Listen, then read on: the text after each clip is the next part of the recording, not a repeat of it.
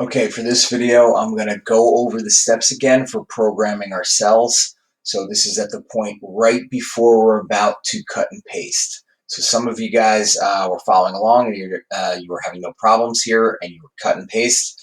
But if you needed to go through the steps one more time, that's why I'm making this video. So we're going to add here under energy sector, but a specific type of energy, we're going to go solar. Okay, so solar is the symbol TAN.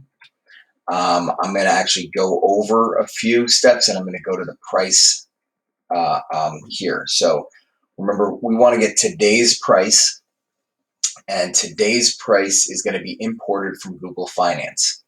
So I'm going to type in equals and start typing in Google, and you're going to see it's going to come up right here and it says fetches securities information from Google Finance. Okay, so now it's waiting for a ticker symbol, and so we're going to go feed it cell B7, which has the ticker symbol TAN. Excuse me. Now, after we get the ticker symbol, we want to request the price. So I'm going to put that in quotations and close the parentheses, and it's going to go fetch me the latest price of TAN. Now I'm going to use that as today's purchase price. Okay, we're going to buy 100 shares. That's again called a round lot, is 100 shares. Anything that's not even, so if it was less than 100, it would be referred to as an odd lot. And that kind of indicates that not a professional is involved in trading that. We're going to use a commission of $4.95, even though commissions are going away. Again, you get what you pay for. You don't always get the best order execution with a free trading platform. Now, cost is always what you paid for it, so the price per share times the number of shares that you purchased plus any commission. That will be my total cost to purchase the 100 shares of TAN. Okay, now, if I want to calculate today's price, so I do today's current price, which is feeding in from Google, times the 100 shares, and you can see that's the current value if I were going to sell it today. Now, we're going to do profit and loss, is if I sold it today compared to what I paid, am I going to make or lose any money? So I do equals, what's the current value, minus what I paid for it, and that's the cost, which is an F7. Okay, so you can see that currently I'm down $4.95, which is the cost of the commission. All right, now we're going to put something in for dividends, even though TAN doesn't really return a lot of dividends. It does pay some, but not a whole lot, but it will add to what we earn.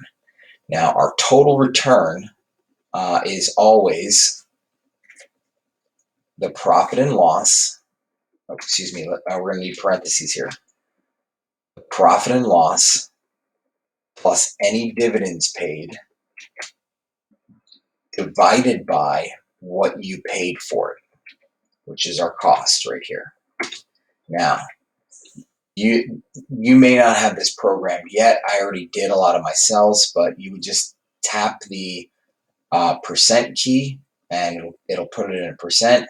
And now let's walk through the steps of making a conditional statement here. Okay, mine are already pre-programmed, but in this case, what you would do is you go to formatting.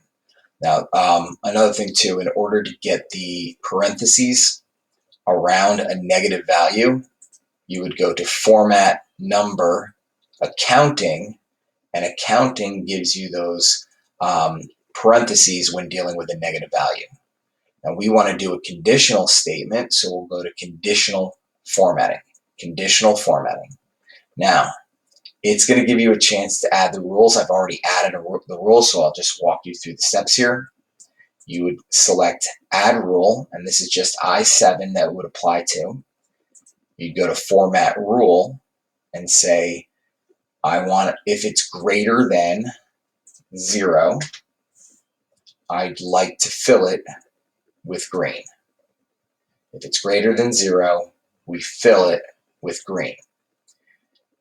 Now, we would click done, and that would add the rule. And then if it was less than, so format rule, if the cell is less than 0, then I'd like to fill it with red. Okay, I'm going to cancel that, but you see I had to put in the rules twice. Once for if the value is greater than 0, fill it green, and once if the value is less than 0, fill it red. Okay, if you need to watch this a few times, go ahead. But at this point, we'd be ready to highlight an entire row, hit Control-C, and we're just going to shift and highlight down. I'm going to go down maybe 50 rows and hit Control-V, and now all my formulas are typed in. Of course, we don't want tan in every case, so I'm going to go down, blank some of these out. But if I do remove the ticker symbol, you're going to see it's going to mess up some of my formulas. Okay, so I'm actually going to put those back in, and I'll just overwrite them as we go.